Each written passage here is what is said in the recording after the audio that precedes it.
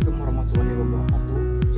Perkenalkan, saya Syahril Anwar, mahasiswa Universitas Muhammadiyah Palangkaraya, program studi Pendidikan Teknologi Informasi. Di sini saya akan membagikan sebuah video untuk memenuhi salah satu tugas akhir dari mata kuliah Pemrograman Berorientasi Objek yang diampu oleh dosen M. Nur Fitrianto MPD. Assalamualaikum. Sebelum kita memasuki tahap bahasan, evolusi, prinsip, dan aplikasi modern pada pemrograman berorientasi objek, langkah baiknya jika kita mengetahui apakah itu pemrograman berorientasi objek. Jadi, pemrograman berorientasi objek atau lebih mudah disebut dengan PBO adalah paradigma pemrograman yang menggunakan konsep objek yang merupakan instansiasi dari kelas untuk merancang dan mengorganisir kode. Dalam PBO, program direpresentasikan sebagai kumpulan objek yang berinteraksi satu sama lain melalui pesan.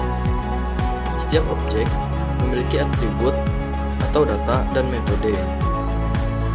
Konsep utama dalam PBO melibatkan 4 pilar utama, yaitu pewarisan, enkapsulasi, polimorfisme, dan abstrak. Pewarisan memungkinkan objek untuk mewarisi atribut dan metode dari kelas lain, menyediakan hierarki dan struktur yang dapat digunakan kembali. Enkapsulasi melibatkan pembungkusan atribut dan metode ke dalam satu unit, membatasi akses dan mendorong penggunaan objek dengan antarmuka terdefinisi. Lalu selanjutnya, polimorfisme memungkinkan objek dengan tipe yang berbeda untuk merespon pesan dengan cara yang sesuai dengan jenisnya. Lalu yang terakhir, abstraksi. Abstraksi melibatkan penyederhanaan kompleksitas dengan fokus pada fitur penting dan mengabaikan detail yang tidak diperlukan. PBO digunakan untuk meningkatkan modularitas, fleksibilitas, dan keterbacaan kode dalam pengembangan perangkat lunak. Selanjutnya kita akan tentang sejarah singkat dari PBO. Sejak kapan sih PBO itu ada?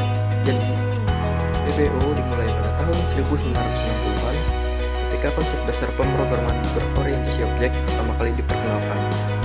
Semula, sebuah bahasa pemrograman yang dikembangkan di Norwegia pada pertengahan tahun 1960 dianggap sebagai bahasa pemrograman berorientasi objek pertama. Kemudian pada tahun 1970-an, Alan Kay dan kelompok risetnya di Kerouac Park mengembangkan bahasa Smalltalk yang merupakan terobosan besar dalam pengembangan PBO. Smalltalk menjadi dasar untuk sebagian besar bahasa pemrograman berorientasi objek modern.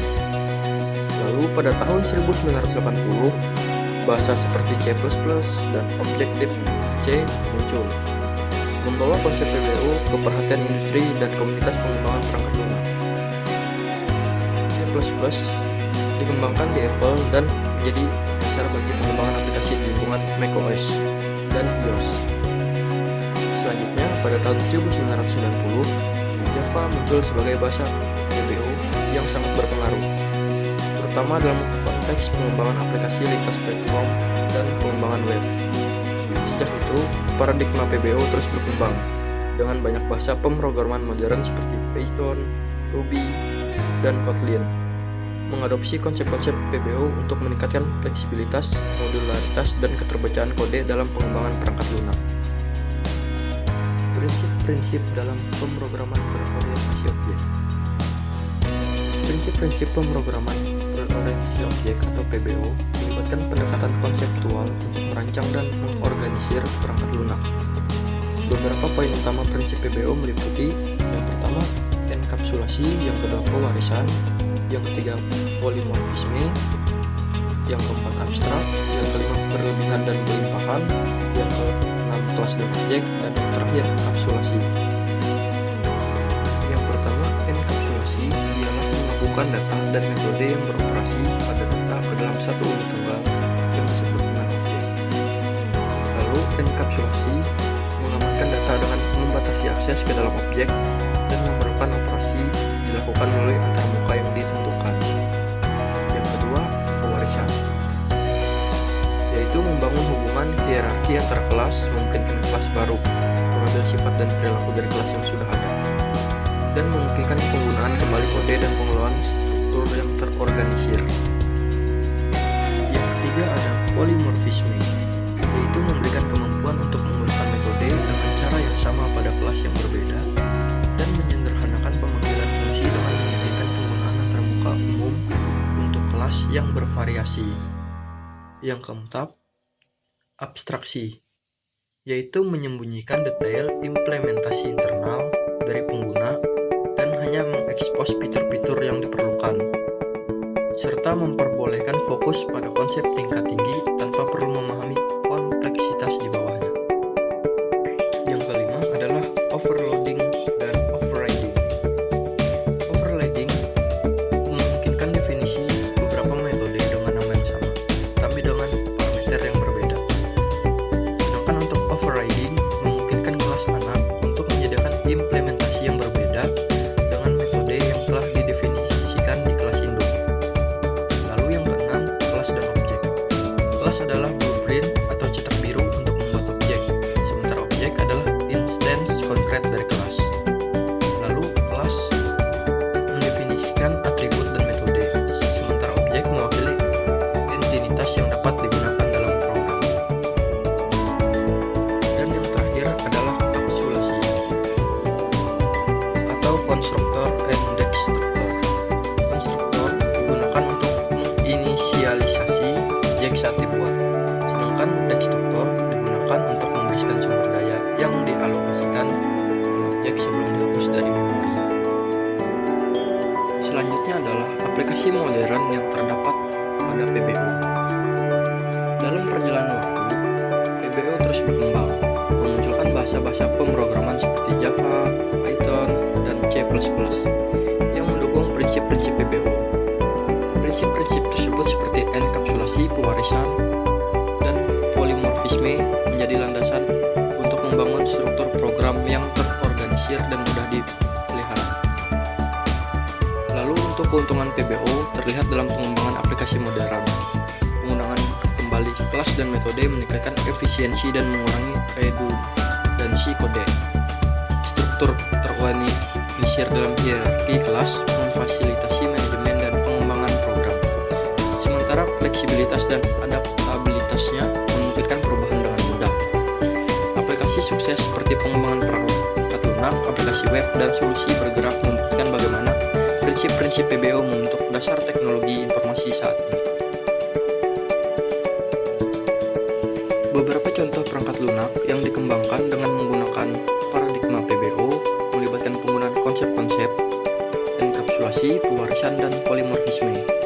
Berikut adalah contohnya. Untuk yang pertama adalah JDK atau Java Development Kit. Yang kedua adalah Microsoft Office Suite. Yang ketiga Adobe Photoshop. Yang keempat Eclipse AI. Yang kelima Unity 3D Game Development Platform.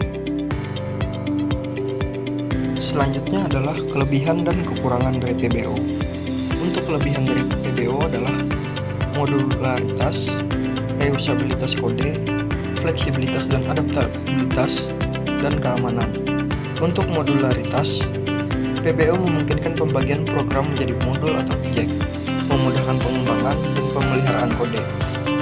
Selanjutnya untuk reusabilitas kode, konsep pewarisan memungkinkan penggunaan kembali kelas dan metode, mengurangi redundansi dan meningkatkan efisiensi.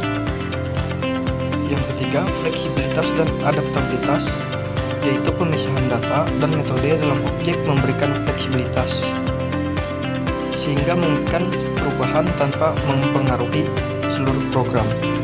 Dan yang terakhir, keamanan, yaitu enkapsulasi membantu melindungi data dengan membatasi akses, meningkatkan keamanan program. Sedangkan untuk kekurangan PBO ialah kompleksitas, yaitu implementasi PBO dapat menjadi kompleks, terutama untuk proyek-proyek kecil atau sederhana. Yang kedua, yaitu pada kinerja. Beberapa bahasa PBO dapat mengakibatkan overheat kinerja karena adanya abstraksi. Selanjutnya, kurva pembelajaran. PBO memiliki kurva pembelajaran yang curam, terutama bagi pemula yang baru memahami konsep-konsepnya. Dan yang terakhir ialah perlu sumber daya yang lebih besar. Beberapa implementasi PBO memerlukan sumber daya komputasi yang lebih besar, terutama memori. Dari penjelasan sebelumnya, jadi dapat kita simpulkan bahwa PBO mengintegrasikan data dan fungsi ke dalam objek, meningkatkan organisasi dan keamanan kode. Bahasa seperti Java, Python, dan C++ mengadopsi prinsip-prinsip PBO, termasuk enkapsulasi, pewarisan, dan polimorfisme. Dan keuntungan PBO meliputi efisiensi dan pengurangan redundansi kode. Terlihat dalam pengembangan aplikasi modern seperti perangkat lunak, aplikasi web, dan solusi bergerak. Meski demikian, PBO memiliki kekurangan, seperti kompleksitas implementasi dan potensi overheat kinerja. Pemahaman mendalam terhadap PBO menjadi kunci dalam memanfaatkan potensi aplikasi modern di era digital saat ini. Dengan terus berkembang, konsep sejalan dengan kemajuan teknologi.